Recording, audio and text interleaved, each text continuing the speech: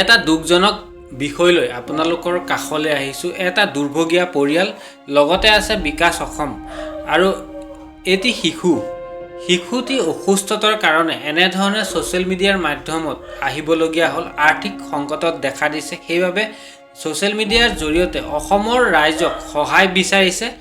বিকাশ অসমৰ দ্বাৰা পৰিয়ালটোৱে সহায় বিচাৰিছে অসমৰ ৰাইজৰ পৰা।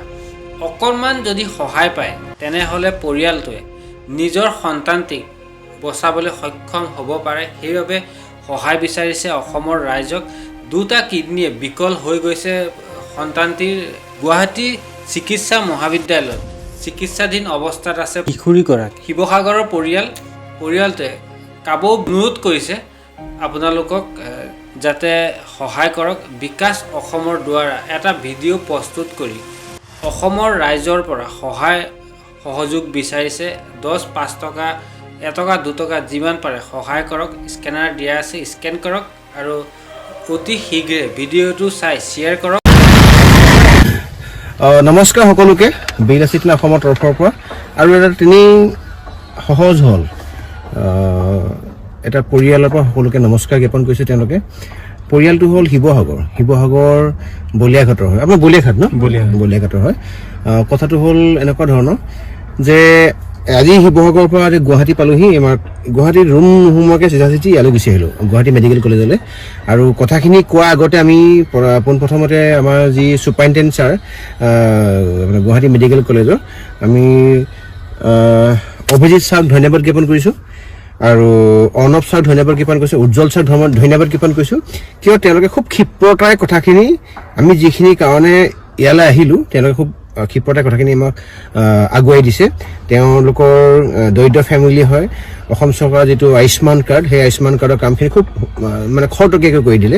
কথাটো হ'ল এনেকুৱা ধৰণৰ, ইতিমধ্যে আপোনালোকে গম পায় যে আমাৰ অসমৰ ৰাইজে, যিসকল ৰাইজে আমাৰ লগত আছে, অসমীয়াৰ লগত আছে, সেই ৰাইজে 10 টকাকৈ দি হ'লেও সহায় কৰি বিগত দিনত আপোনাৰ বহুখিনি আমাক সহায় কৰিছে। জিঅ' বেটাৰ ক্ষেত্ৰতে হওক বা আমাৰ শিৱসাগৰৰ যে অকণমানি ছোৱালীজনী চাংমাই আছিলে ৰাধিকা চাংমাইৰ ক্ষেত্ৰতে হওক, এই বড়ো ছোৱালীজনীৰ ক্ষেত্ৰতে হওক, নলবাৰী বা ৰঙিয়া ক্ষেত্ৰতে হওক। এতিয়া শিৱসাগৰ এটা দুৰ্ভগীয়া পৰিয়াল, যিটো পৰিয়ালৰ তেওঁলোকৰ আমাৰ ডাঙৰ ছোৱালী ন? ডাঙৰ ছোৱালীজনীৰ বয়স হ'ল 17 বছৰ, ক্লাছ 9ত পঢ়ি আছে। যোৱাকালি গুৱাহাটী মেডিকেল কলেজলৈ ডিব্ৰুগড় মেডিকেল কলেজৰ পৰা ৰেফাৰ কৰি দিছে। দৰিদ্ৰ ফেমিলি, দেউতাকে হাজিৰা কৰে, মোৰ লগতে দেউতাক আছে, মাক আছে। দেউতাকৰ নাম হ'ল জিতেন দাস আৰু লগত মাক আছে। কথাটো হ'ল এনেকুৱা ধৰণৰ, দুয়োটা কিডনী ক্ৰেটিনাইন লেভেল 13+, দুয়োটা কিডনী বিকল হোৱা নিচিনা অৱস্থা। এতিয়া অসমৰ ৰাইজৰ পৰা সহায় আৰু সহযোগিতা আগবঢ়াইছে। তেওঁলোকে আপোনালোকক যিটো স্কেনাৰ বা যিটো জিপে বা ফোনপে' নাম্বাৰ, সেই নাম্বাৰটো ৰাইজলৈ এৰি দিব। মই বাকী কথাখিনি দেউতাকক ক'বৰ কাৰণে অনুৰোধ জনাইছোঁ। কি হৈছে তাই দুইটা কিডনী ডিব্ৰুগড় মেডিকেল কলেজত ডক্টৰে বিকল হ'ল বুলিয়ে কৈছে। তথাপিও মানে আমি আশা বুকুত বান্ধি পেলাই আজি গুৱাহাটী মেডিকেল কলেজলৈ লৈ আহিছোঁ। আৰু বিকাশ অসম ডাঙৰীয়াই আমাক যিমানখিনি সহায় কৰিছে তাৰ বাবে তেওঁক আমি নথৈ আনন্দিত হৈছোঁ, নথৈ সুখী হৈছোঁ। তেওঁ আৰু আগুৱাই যাওক আৰু এনেধৰণৰ সহায় সহযোগ সকলোকে কৰক। তাৰ বাবে তেওঁ কি কয়, আপুনি প্লাম্বাৰ কাম কৰে? মই প্লাম্বাৰ, পকা মিস্ত্ৰী কৰোঁ আৰু এইভাগে দিন হাজিৰা কৰি মুঠতে পৰিয়ালটো মই পোহপাল দি আছোঁ। কিমান দিন কেতিয়া ধাৰ পৰিছে তাই? আমি ডিব্ৰুগড়ত আজি 15 দিনে ট্ৰিটমেণ্ট কৰাৰ তাৰ এসপ্তাহ আগত মানে ক্ৰেটিনিয়ান পইণ্ট 13 পইণ্ট হ'ল বুলি আমি গম পাইছোঁ। তাৰ আগতে আমি একো ছোৱালীজনীক চিমটম পোৱা নাছিলোঁ। মেডিকেললৈ গৈহে সেই চিমটমখিনি দেখা পালোঁ। তাৰ পাছতে ডক্টৰে যিমানখিনি ক্ষিপ্ৰতাৰে কামখিনি কৰিলে ডিব্ৰুগড় মেডিকেলত, তেওঁলোকে ক'লে যে বোলে আপোনালোকে তৎকালীন গুৱাহাটী মেডিকেল কলেজলৈ লৈ যাওক, কণ্ডিশ্যনটো ক্ৰিটিকেল বুলি ক'লে। এতিয়া কি ক'ব ৰাইজক? আপুনি কি ক'ব?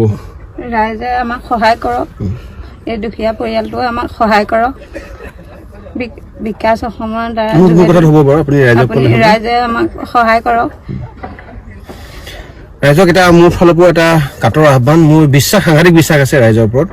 যিসকল ব্যক্তিয়ে ধৰি লৈছোঁ আপোনালোকৰ কিবা অসুবিধাৰ কাৰণে 10 টকা পইচা দিবলৈও অসুবিধা, আমি কেতিয়াবা এনেকুৱা হয় কেতিয়াবা ৰজাঘৰো অসুবিধা হ'ব পাৰে মানে পাৰিলে পোষ্টটো শ্বেয়াৰ কৰি দিয়ক কোনোবা নহয় কোনোবা এনেকুৱা ধৰি লৈছোঁ সুহৃদয়বান ব্যক্তিৰ লগত যিজন ব্যক্তিয়ে এনেকুৱা এটা দুৰ্ভগীয়া পৰিয়ালৰ ক্ষেত্ৰত তেওঁলোকৰ ক্ষুদ্ৰতম অৱদানে বা সহায়ে পৰিয়ালটোক মানে উদ্ধাৰ কৰিব পাৰে বিৰলাচি থানা অসমৰ তৰফৰ পৰা ইতিমধ্যে আমি ঘোষণা কৰিছোঁ উক্ত ক্লাছ 9ত পঢ়া সেই সৰু ছোৱালীজনীক যিমান ব্লাড লাগে ককাইদেউ আপোনাক যিমান ব্লাড লাগে আমি ব্লাড আমি যোগাই দিম আৰু বাকী যিমানখিনি আমি ডক্টৰৰ লগত কথা পাতি দিব লাগে আমাৰ অভিজিত শৰ্মা ছাৰ অৰ্ণৱ শৰ্মা ছাৰ আৰু উজ্জ্বল ছাৰ তিনিজনকে আমি ধন্যবাদ জ্ঞাপন কৰিছোঁ তেওঁলোকে ইমিডিয়েট ফোন ৰেছপন্স কৰিছে মোৰ লগত ভালকৈ বহিছে কথাখিনি পাতিছে দেউতাকৰ লগত কথাখিনি পাতিছে আৰু ৰেফাৰ কৰি দিছে ইমিডিয়েট লিখি দিছে তাই বৰ্তমান সময়ত এতিয়া ডায়েলিচিছ চলি আছে এইটো ফাৰ্ষ্ট ডায়েলিচিছ হয়নে ফাৰ্ষ্ট নহয় ডিব্ৰুগড় 4টা ডায়েলিচিছ ডিব্ৰুগড় 4টা হৈছে এইটো 5 নম্বৰ ডায়েলিচিছ 5 নম্বৰ ডায়েলিচিছ আৰু আপোনাক ইতিমধ্যে গম পায় যে পৰিয়ালটোক মানে আনুষংগিক বহুতখিনি খৰচ থাকে থকা মেলা খোৱা বা কিবা কিবি কিনা মেলা মই এটা অনুৰোধ কৰিছোঁ যাতে ৰাইজে যাতে এই ক্ষেত্ৰত যাতে কথাখিনি খুব গুৰুত্ব সহকাৰে লয় আৰু দিয়ক আপুনি যি কয় ৰাইজলৈ এই দিয়ক কৈ দিয়ক কওক সমূহ ৰাইজে এই আমাৰ এই দুখীয়া দিন হাজিৰা কৰি খোৱা পৰিয়ালটোক যাতে সহায় কৰে